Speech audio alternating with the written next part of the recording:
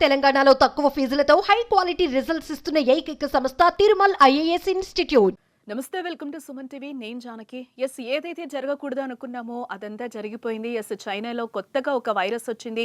Covid మహమ్మారిని తలదన్నే virus లాగా కూడా ఇది మనం చెప్తున్నారు. హెచ్ఎంపీవీ వైరస్ అనేది కూడా మనకి రాదు అని అనుకున్నాం. భారత్కి ఎట్టకేలకు భారత్కి వచ్చేసింది. 2 కేసులు నమోదయ్యాయి.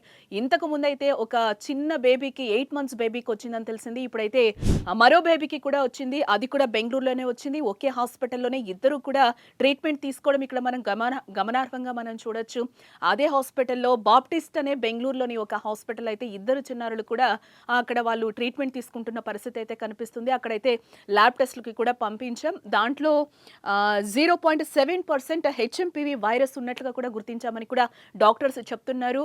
మా హాస్పిటల్లో చేసినవన్నీ కూడా ల్యాబ్ టెస్ట్లు క్లియర్గానే ఉన్నాయి. దీంట్లో 0.7% అయితే హెచ్ఎంపీవీ వైరస్ కూడా ఉంది అని కూడా క్లియర్గా చెప్తున్న పరిస్థితి కనిపిస్తుంది. దీని మీద ఐసీఎంఆర్ కూడా స్పందించింది. ఎస్, నిజమే 2 కేసెస్ అయితే నమోదు అయ్యాయి అని కూడా చెప్పడం జరిగింది. క్లియర్గా కూడా ఆ పిల్లలు మనం చూసుకుంటే ఎక్కడికి విదేశాలకి వెళ్ళినా ఇది కూడా మనకి కనిపించడం లేదు. అయినా కూడా వైరస్ వచ్చిందంటే మనం ఎంత జాగ్రత్తగా ఉండాలనేది కూడా ఆలోచించాల్సిన అవసరం. ఎస్, గతంలో కరోనా 2019లో ఎంతమందిని మిస్ అయ్యామో కూడా మనం చూసాం. ఎలాంటి పరిస్థితులు ఎదుర్కొన్నామో కూడా చూసాం. మళ్ళీ లాక్డౌన్ తప్పదా అనే పరిస్థితికి కూడా వచ్చామని అనుకోవచ్చు. ఎందుకంటే ఇప్పుడు మళ్ళీ మనకు చూసుకుంటే శీతాకాలంలో కూడా చాలా మందికి ఆస్తమాలు ఉన్న పరిస్థితి కనిపిస్తుంది. చిన్నపిల్లలకి రెగ్యులర్గా వాళ్ళకి రోగనిరోధక శక్తి తక్కువైనా చిన్నపిల్లలు పెద్దలు అనేది ఏం కాదు, ఎవరు దీనికి అతీతం కాదు. ఎక్కువగా పిల్లలు ఇప్పుడు కనిపిస్తుంది కాబట్టి చాలా జాగ్రత్తలు తీసుకోవాల్సిన అవసరం కూడా ఉంది. ఎందుకంటే 8 months బేబీకే వచ్చిన పరిస్థితి ఈరోజు మనకి దాఖలాలు కనిపిస్తున్నాయి. కాబట్టి అందరం చాలా జాగ్రత్తగా ఉండాలి. పిల్లలకి ఏదైనా ముక్కు కారినా, జలుబుగా ఉన్నా, జ్వరంగా ఉన్నా కూడా గొంతు గరగర అనడం, ఇలాంటి సిమ్టమ్స్ ఏమైనా కనిపిస్తే వెంటనే వాళ్ళని డాక్టర్కి తీసుకెళ్ళి వాళ్ళకి తగిన చికిత్స అందించాల్సిన అవసరం ఎంతైనా ఉంది. వాళ్ళని శుభ్రంగా ఉంచాల్సిన అవసరం కూడా ఉంది. ఎస్, దీంతోపాటు వాళ్ళకి కొంచెం లెమన్ వాటర్ ఇవ్వడం, వాళ్ళకి రోగ నిరోధక శక్తి పెంచడం, పిల్లలనే కాదు వృద్ధుల వరకు కూడా అందరం చాలా జాగ్రత్తలుగా తీసుకోవాలి. జంక్ ఫుడ్స్కి కూడా దూరంగా ఉండాల్సిన పరిస్థితి అయితే ఆసన్నమైందని చెప్పుకోవచ్చు. యాజ్ ఇట్ ఈజ్ ముందు మనం 2019 నుంచి మొన్నటి వరకు మాస్కులు ఎలా అయితే ధరించామో ఇప్పుడు కూడా మాస్కులు పూర్తిగా ధరించాల్సిన పరిస్థితి అయితే ఆసన్నమైందని చెప్పుకోవచ్చు. ఎక్కడ కూడా జనసంచారం లేని ప్లేసెస్లో ఉండాలి. ఎక్కువ కూడా మనమందరం కూడా గుమిగూడి ఉండాల్సిన పరిస్థితి ఇక రాకూడదు. ఎందుకనంటే మళ్ళీ మనకి హెచ్ఎంపీవీ వైరస్ అయితే ఒక సంకేతం అయితే ఇచ్చింది.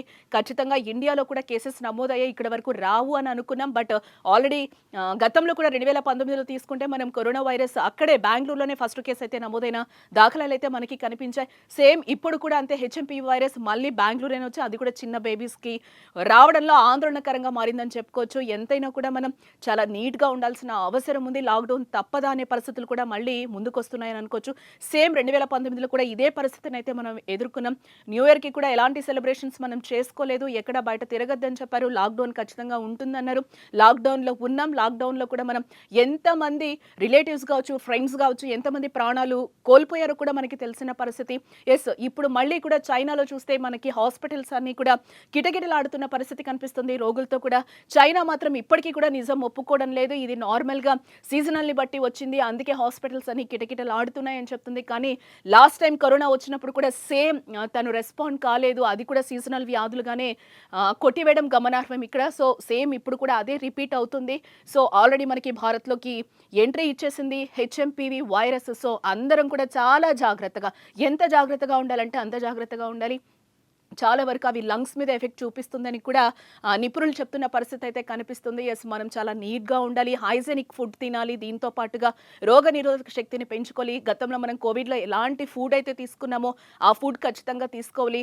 రోగ నిరోధక శక్తి మనం పెంచుకోవాలి. పిల్లలకి అలాగే ఉండాలి. పిల్లలకి ఇట్లాంటి లక్షణాలు ఏమైనా కనిపిస్తే కనుక పిల్లల్ని అయితే 1 week వరకు కూడా స్కూల్కి పంపించకపోవడమే చాలా మంచిది. ఎస్, సీజనల్గా వచ్చే ప్రాబ్లమ్స్ కూడా ఉంటాయి. టెన్షన్ పడాల్సిన అవసరం లేదు. బట్ మనం తీసుకోవాల్సిన జాగ్రత్తలు అయితే తీసుకోవాలి. ఇప్పటికీ చైనా అయితే సీజనల్ వ్యాధులే అంటుంది. బట్ భారత్లోకి ఎంట్రీ ఇచ్చింది హెచ్ఎంపీవీ వైరస్. సో అది ఎవరికి అతీతం కాదు. కరోనా టైంలో మనం చూసాం ఎలాంటి ప్రాబ్లమ్స్ ఫేస్ చేసామో కూడా. సో సేమ్ రిపీట్ అయ్యే సిచ్యువేషన్స్ అయితే కనిపిస్తున్నాం. లాక్డౌన్ కూడా తప్పుతుందా తప్పదా మనం చూడాల్సిన అవసరం ఎంతైనా ఉంది. ఎస్, హెచ్ఎంపీవీ భారత్లోకి ఎంట్రీ ఇచ్చింది కాబట్టి అందరం చాలా జాగ్రత్తగా ఉండాలి. మాస్కులు ధరించాలి, ఎప్పటికప్పుడు శానిటైజ్ చేసుకోవాలి. ఒకరు వాడిన వస్తువులు ఇంకొకరం వాడకూడదు. గుంపులుగా ఉన్న ప్రదేశాలకి మనం వెళ్ళకూడదు. ఈ టైంలో ఆ ఊర్లో, ఈ ఊర్లో వెళ్ళడం కూడా ఎంతవరకైనా కొంచెం మనం అవాయిడ్ చేయడమే బెటర్ అని సూచిస్తుంది.